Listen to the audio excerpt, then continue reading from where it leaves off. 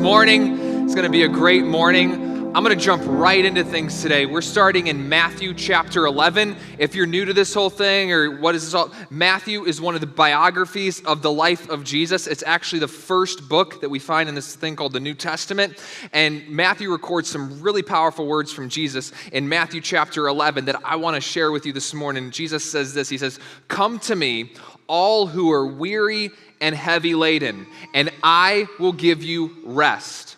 Take my yoke upon you and learn from me, for I am gentle and humble in heart, and you will find rest for your souls. For my yoke is easy and my burden is light." Matthew chapter 11, verses 28 through 30. So the title of today's message, if you're taking notes, if you're watching online or here with us today, the title of today's message is "Don't Be a Burnout." Now, when I say that, I mean it in the sense of being overwhelmed and exhausted, not in the sense of what other lingo that people use sometimes. Don't be a burnout. I don't know about you, but I think all of us can probably say we've been in a time before where we felt burned out, overwhelmed, exhausted, like too much is going on, and I don't know if I can handle much more. The first time that I really remember this happening to me was about 7 years ago. I was 20 years old. I was running 2 youth groups. I was working at Red Wing Shoes. I was in school, and I had just started dating my wife, Kim. My now wife, Kim. We weren't married when we started dating, but anyways, it wasn't like that. But we were dating, and I was trying to manage all these different things, and my life was just moving at an uncontrollable pace. Like it just was moving, and I was going to these youth groups. I was leading youth groups. I was leading Bible clubs, all these different things. I would not be texting and driving on my way to these things. I'd be reading my Bible and driving. Of what am I going to talk about? What have I heard a good sermon before that I can just steal from another pastor and give right now? Because I don't know what I'm going to say. My life was just moving at far too fast of a pace, and I couldn't keep up. I couldn't keep doing it. This is too much. I would get up on Mondays. I had these meetings. I had to run a group that night. Wednesdays, I had to run a group. I had a class on Tuesday nights that began at 10 p.m. because that was the only time that worked for me. It was just going. I was in one of those. Have you ever been in one of those seasons before where you're just so exhausted and you're so overwhelmed that no matter how much you sleep, you still feel exhausted? You wake up and you think, I need to sleep even more. You're wondering, maybe I'm sleeping so much that the only thing I like to do is sleep. I just need to keep sleeping and just more sleep. It's all I can, because I just can't seem to feel like I'm full. I can't seem to feel like I'm ready to go. I never seem to have enough energy. That's where I was. I can't handle all of this. It's far too much. And some of you are saying, that doesn't sound like you had that much going on. You should hear my schedule. Good for you. You have higher capacity than me, or you're burned out and you just don't know it right now. So enjoy that when you get there. But anyway, so I remember I just had so much going on. And so after 11 months of this schedule, I just said, you know what, here's what I'm going to do. I'm going to quit everything. I quit everything, except for dating Kim, of course. I couldn't quit her, but I quit everything. I quit working at both of the churches. I quit Red Wing. I quit some school for a while. And I just got to stop. And I remember saying to myself, I hope to never experience anything like this ever again. And I hope that nobody else has to experience anything like this. It's funny, when we started News Story, and I was going around with Neil, and we were recruiting people, talking to people, one of the first conversations I had with Neil, he said to me, he's like, hey, I'm all for this church plant thing, but I don't want to get burned out. Like, you're right, Neil. I don't either. He's like, I've been there before. I don't want to experience it. We would go meet with other couples. Hey, you guys want to be a part of News Story? And they would say, we would love to, but we don't want to get burned out. We just don't want to get burned out we don't want to do that again. And what I've noticed is when I came out of my season of burnout, and when a lot of people are coming out of a season of burnout or feeling overwhelmed, it's really easy to look back and say, oh, it was that church's fault. Or, oh, it was my job's fault. Or, oh, it was my family's fault. Or, oh, it was that person's fault. And don't get me wrong, people can contribute to your burnout. And sometimes people continue to ask more and more and more and more of you or from you. And they really have you have no emotional intelligence. You keep asking more of me. I don't have anything else to give. And sometimes it is other people's fault. But if we always look at our season of burnout of, oh, it was the church. Oh, it was my family. Oh, is this, oh, is that? What will happen is you'll just go from one season of burnout to another. You have to recognize, I had to recognize, we all have to recognize that when you go through a time of burnout, there are decisions that you can begin to make that will keep you from ever experiencing that again. There are decisions that you can make right now if you're in a time of burnout to get out of that time of burnout. You can either make decisions to get out, you can put up guardrails to keep yourself from ever experiencing that again. And so that's what I want to talk to us about today. I want to talk to you about three important decisions that you can make today that can either help you get out of burnout or help you to avoid burnout. The first decision is this. It's going to blow your mind. This first decision that you can make. Decide to make decisions. If you want to avoid burnout, the first thing that you need to do is to decide to make decisions. When I came out of my time of burnout, what I realized is that I had gotten to a spot where I was allowing everybody else to make decisions for me. I wasn't making any decisions for myself. And sometimes what happens is we get so caught up in the busyness of life and all these things going on around us that we wake up one day and realize, I haven't made many decisions for myself recently. I'm just doing what everybody else wants me to do. I'm just getting along. I'm just getting by. I'm just going along with the status quo. But if you want to avoid burnout, you have to be willing to decide to make decisions and stop expecting everyone to make decisions for you. I love this proverb, Proverbs 13:12. I've shared it before. It's one of my favorite ones. It says, hope deferred makes the heart sick, but desire fulfilled is a tree of life. For a number of us, there's something at one point in time in life that you hoped for. You were believing in a new reality. You were believing in a new opportunity for life. You were hoping for something different. You maybe even felt that what you hoped for was possibly something that God had placed on your life. You were hoping for something new. But then all of a sudden, before you know it, you wake up one day, and what you had once hoped for is not the reality that you're now living in. Hope has been deferred, and your heart is now growing sick. There was a desire that God had placed on your life. I'm just going to pursue that. I'm going to go after that. But then you know what happened? You know what? I needed to make more money, so I didn't say yes to that. People might have thought that I was a little bit weird for choosing to do that, so you know what? I decided to stay back. I could have spoke up and said something here in the workplace, but I didn't want to get in trouble, so I didn't say anything, so now I'm doing something all the time that I just absolutely hate. Hope is being deferred, and your heart is starting to grow sick. And that's because you've decided to allow other people, or even when you decide to let other people make decisions for you. In fact, a lot of this is rooted in something called decision fatigue. Has anybody ever heard of this before? I was doing some reading on decision fatigue. There was a New York Times article written about this a number of years ago. And what they found is they did this study of 1,100 people who were up for parole. And if you had your parole hearing in the morning, you were 70% more likely to receive parole. And they started saying, well, why is this? And they started looking at the crimes. The crimes that came up in the afternoon were not more severe. They were looking at, well, why is this?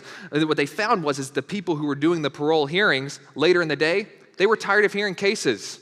They were tired of debating. They were tired of making decisions. So it was just easier to say, put that one back. I don't want to hear anymore. I've had enough.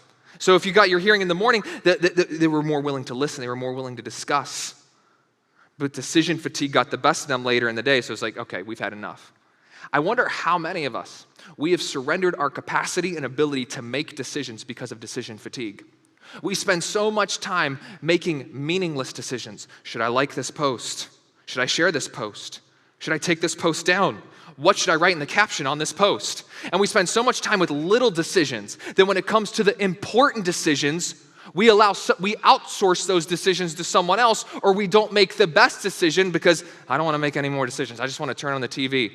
And then you get to the TV and you can't even choose what to watch on Netflix because now you have decision fatigue of should I watch what's on Netflix, should I watch what's on Hulu, should I watch what's on Disney Plus? There's a million options here. There's this new show here, there's a new show. I don't know what to watch. And then I did really want to watch this, but then when I saw these options, now I don't really think I want to watch anything anymore. I don't know what to do. Decision fatigue. It's a real thing. So some of us, what do we need to do? We need to put our phones down. And we need to give, what is the time of day that your mind is working the best? And say, I am going to spend that time making the most critical decisions, whether it's for my family or for the workplace or for myself. Don't allow decision fatigue to keep you from making decisions. We have to decide to make decisions. Some of us, we wake up, everything's a mess. Everything's a mess. The house is a mess. The car's a mess. Everything's a mess. And you get to work. I don't want to make any decisions anymore because I'm thinking about all the decisions that I have to make at home to clean everything up, and that's just overwhelming to me. We have to run from decision fatigue. Make critical decisions. Make decisions. Decide to do something. We as humans are created and wired to initiate and to do things, to be productive. I was reading a book a number of years ago called Originals by a guy named Adam Grant. And in this book, Adam Grant started with a study conducted by a gentleman by the name of Michael Houseman. And Michael Houseman was trying to find out, why do some people stay working in call centers longer than others?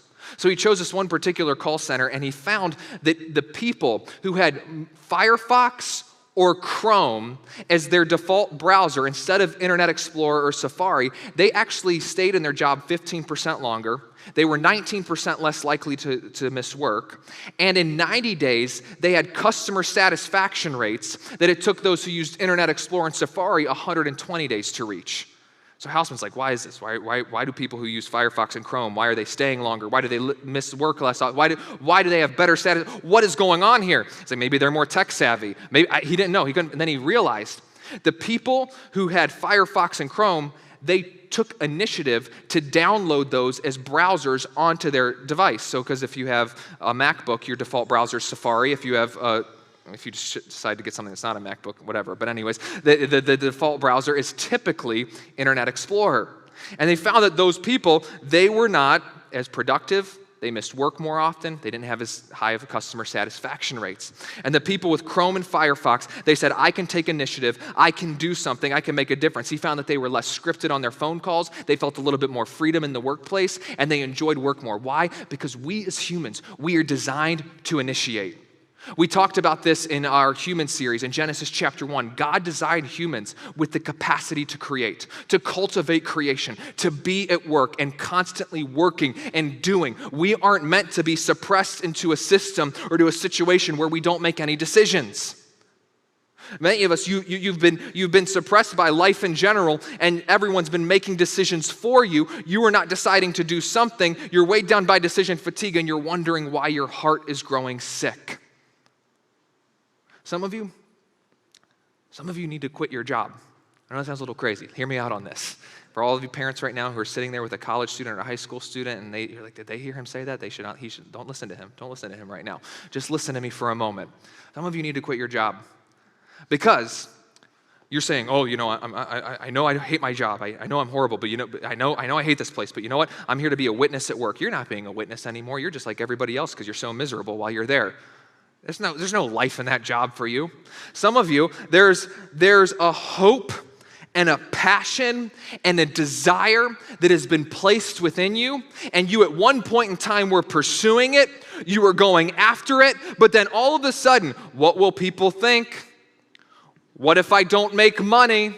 What if it doesn't work out the way I thought it would? Oh, that's gonna take a lot of work. And now you're stuck in a situation where hope has been deferred, your heart is growing sick because you actually aren't doing what you were wired and designed and created to do. You see, some people, I think the reason they don't pursue their passion is because they're more worried about success than they are about failure. Because to pursue success takes work. It takes time. I know a lot of people are, I'm pursuing my passion. No, you're not. You're mooching off your spouse or mooching off your parents, and you're sleeping in way too often, and you need to stop. To pursue your passion truly takes work. Passion without work leads to entitlement. Passion without work leads to entitlement. Well, I deserve this. No. Like, if it doesn't cost you something, then what is it truly worth? And there is a passion, there's a hope desired to be fulfilled that God has placed within your life. And you need to stop doing what you're doing and pursue that. But to pursue that, you may have to go back to school. You may have to listen to some podcasts. You may have to read some books. You may have to network with some people. You might have to do some fundraising. There might be some work that goes along with it, but it's a passion that has been placed within you by God. And it's time to stop suppressing who He's called you to be. Decide to do something. Step into the divine desire that He has in store for you and put in the work that He's has called you to do so that you don't only have hope within you, but you can bring hope to others as he's called you to do. Decide to do something.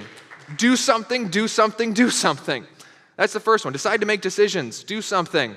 Second one, decide to say no. Decide to say no. This is not easy. This is difficult for a lot of us. I have a hard time saying no. It's just easy to say yes.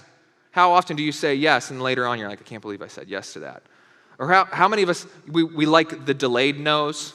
You know, the no of, no, I'll get back to you, which is really, I wish I could say no right now. I'm hoping that they forget that they asked me because I don't know if I have the courage to say no to them. But I'm just hoping that by saying get back to me later, that they'll just completely forget about it. Then I'll never have to go through the pain and struggle of saying no. We have to decide to say no. Because when you are saying, I can do it, I have this, I'm all good, I'm strong enough, I got it all together, that's just a quick road to burnout.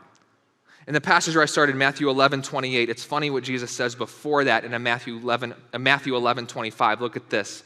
At that time, Jesus said, I praise you, Father, Lord of heaven and earth, that you have hidden these things from the wise and intelligent and have revealed them to infants. What is Jesus saying? Jesus is not saying that his movement of people was filled with a bunch of babies crawling around. That's not what this is about. He's not saying, you revealed the kingdom of God to babies and look at what I'm going to start this movement with a bunch of babies. That's not what Jesus is talking about. He's talking more so about a mindset or a perspective and a humility. The Pharisees and the religious leaders of Jesus' time, they had this perspective of, I'm strong enough. I got it all figured out. Come to me for the answers. I'm good on my own. They had a perspective of, I have it all figured out. I can carry it myself. We are called to, like an infant is in need of their parents, we, spiritually speaking, should be reliant upon Christ. And when you know him, he will actually give you the wisdom of what to say no to.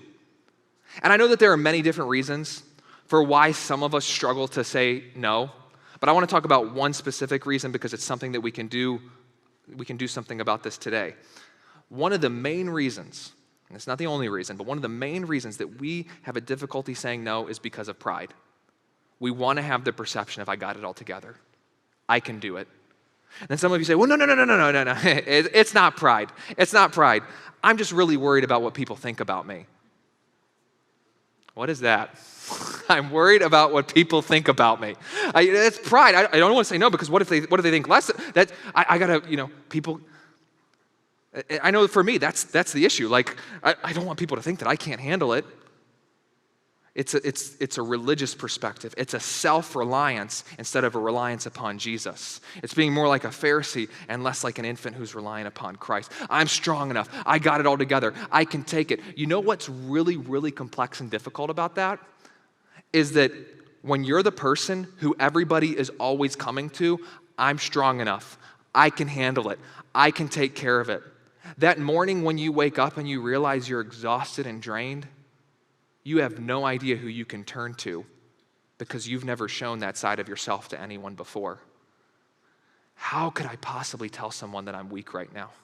How could I possibly tell someone that I'm hurting right now? How could I possibly tell someone that I've taken on too much and I don't know what to do? Because I've always been the person who has it all put together. We have to decide to say no so that we can not only see our reliance upon Jesus, but we can also learn our reliance on one another. That we've been given each other as a gift to help one another. We have to decide to say no. It's okay to say no. You know what's great about it if you say no? My math's going to be completely off here, so please don't try to do math in your head, but I'm just throwing this out here as an example. When you decide to say no to people, when you decide to say no to certain things and situations, here's what happens. 4 or 5 people, they will get 100% of you instead of like 15 people getting 40% of you. Yeah, you can show up for all of those tasks, you can show up for all those things and do them, but what's your attitude like when you get there?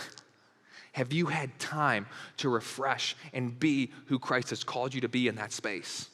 Decide to say no. Here, you know what I'm thankful for this morning? I am thankful for the fact that the Apostle Paul, the guy who wrote almost half of the New Testament, who's probably the most influential Christ follower in all of history, he wrote in one of his latest letters, late on in life, he said, you know what? When I am weak, he is strong.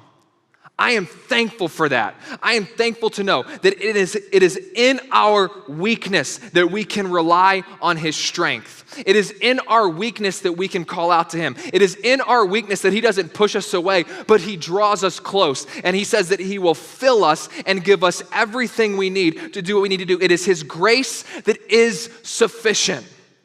You don't have to have it all figured out. We can rely on him. Then lastly, decide to know Jesus. Decide to know Jesus. So we're going to decide to make decisions. We're going to decide to say no. And if you really want to avoid burnout, decide to know Jesus. Decide to know him. Jesus gave his life so that you could have life. He sacrificed his life so that you could experience the abundant and full life that he has for you, the resurrected life, the victorious life in him. And he wants to know you. But here's what happens. When you get burned out, when you're exhausted, you either start to allow others to make decisions for you, or you don't make the best decisions. I'll prove it to you. How many of you know that when you're exhausted and you're behind the wheel of the car, you've done some things before that you've said, I'm glad nobody saw that? Anybody? Anybody? Okay, there were some honest people here today. I definitely. I'm glad nobody witnessed that. When you're exhausted, your guard is down. People make decisions for you, or you don't make the best decisions. And so what happens? You start making bad decisions. Then you start to feel all of this shame. You start to feel all of this guilt. You start to feel all of this regret. You start to feel maybe a little bit of disgrace of, I just feel, and you start to feel like there's this distance between you and God, and you think, where could I possibly go for help? Because where I'm at right now, God would never want anything to do with somebody like me, because I was exhausted, burned out, made bad decisions, and now I have shame and guilt. I'm weary and I'm burdened. Look at what Jesus says where we started, Matthew chapter 11. He says, come to me, all who are weary and heavy laden. He doesn't say, get your rest, get everything together, then come to me. He doesn't say, go put on, your best clothes, look really good, look really religious, and then come to me. Doesn't say that. He doesn't say, hey, come to me, all who are weary and heavy laden, then I'll fix you, then I'll give you rest. He doesn't say that. He says, come to me, all who are weary and all who are heavy laden, and I will give you rest. It doesn't matter who you are. It doesn't matter what you've done. It doesn't matter where you've been. It doesn't matter what decisions you make. It doesn't matter what anyone's done to you. It doesn't matter what you've done. It doesn't matter where you are in life. If you come to Jesus and turn to Jesus, there's a guarantee he will give you rest. And you don't have to say, I got to get all this stuff together first. Then I can go to Jesus. Nope. Call on his name. He's there. He will give you rest. He says, take my yoke upon you and learn from me, for I am gentle and humble in heart, and you will find rest for your souls. For my yoke is easy and my burden is light. Come to me, and you will find rest for your souls. Whatever you think is keeping you from him, all you have to do is call out to him, and he will give you the rest and the refreshment that you need. Will it sometimes be a painful process of, I didn't realize I did that or that, and we have some self-reflection? Most definitely. But within him, that's where we find rest. Just take my yoke upon you. Now, what does Jesus mean by yoke? Is he talking about getting yoked? Is he talking about egg yolk? What's he talking about here? Well, in his time period, the yoke of oxen was like these wood boards that you would put on ox's neck, and they would hold them together, and then they would, carry a heavy load. It was all this agricultural farm stuff that I really don't know anything about, so I'm not going to pretend to, but that's the best that I can explain it for now. And the Pharisees of this time period, they took this metaphor for the yoke of oxen that would carry a heavy load, and they used it, the Jewish people of this time period, they used it as a metaphor for the law, for the Torah, because to carry the old law, it felt like a weight, it felt like a burden to carry. New Testament scholars scholar N.T. Wright describes it this way. He said, the Pharisees had spoken of people being called to carry the yoke of the Torah, the heavy burden of the Jewish law with all its commandments. There are over 600 commandments, or a lot of them. He said, Jesus offered a different yoke, which because it came from his mercy and love was easy to bear. How could following Jesus really be that easy? Didn't he say himself that people had to be prepared to leave behind family, possessions, and even their own life? Yes, he did.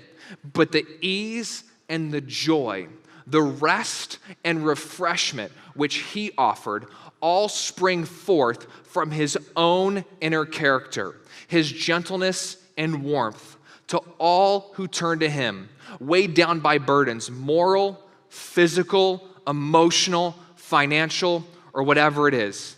Look, the ease and the joy, the rest and refreshment which he offered, all spring forth from his own inner character.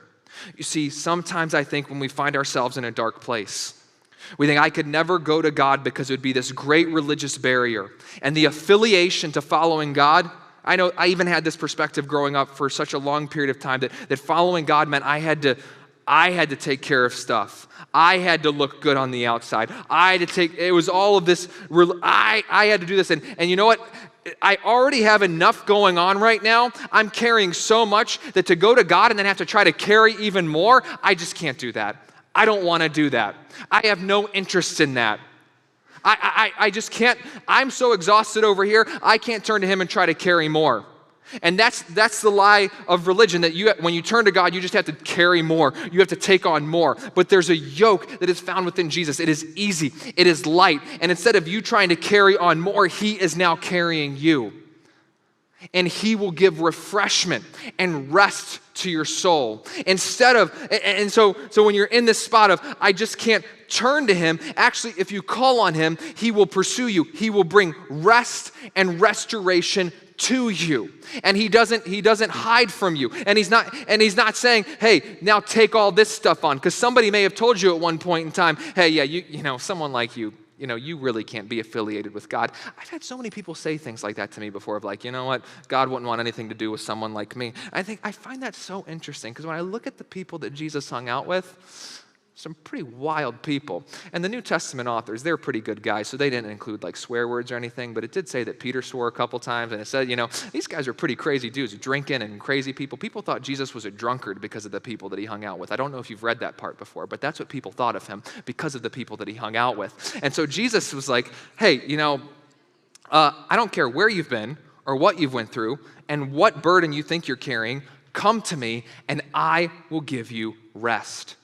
And what was normally associated with, I got to carry this big religious barrier, no, he's actually now going to carry you. His yoke is easy, his burden is light, and he wants to give you rest. It's about knowing him, to know Jesus. So some of you here today, you have to make that decision, say, I'm going to know Jesus. I want to give my life to him because he has a new life in store for you. Some of you, it's about reigniting your faith and finding what it means to truly know him. Sometimes we get caught up in the idolatry of place or the idolatry of a day. And it's this idea of, I just got to get to the right place and then I'll find Jesus. If I could just go to church on a Sunday morning, then maybe I'll find rest. And maybe you will find rest here. If you do, we would love that. We would be thrilled by that. But we're saying, you know what? If I could just get to that spot where I can just, sit on my couch, then I will find rest. Or if I could just get to that group, then I will find rest. If I could just get to this place, then I will find rest. But you've went to that place or to that group or to that thing and you're like, I still don't feel what I want to be feeling or I should be feeling. Or some of us, we look at a day. If I could just get to that day, if I could just have my Sabbath, if I could just have a day, then maybe I could rest. And maybe you could. Maybe that would work for you. But there's something more powerful occurring here. There's something even more beautiful that Jesus wants all of us to see. That rest is not a place, rest is a person. His name is Jesus. Rest is not a day, rest is a person. You can clap. His name is Jesus. We don't have to wait. Oh, once I get to this place, then I can maybe find rest. Maybe once I get to this day of the week, then I can find rest. No, Jesus said in Matthew chapter 12 that he is Lord of the Sabbath. Jesus is our Sabbath. Jesus is our rest. Jesus is our refreshment. He is everything. He's all of the fulfillment that you could ever possibly want or need.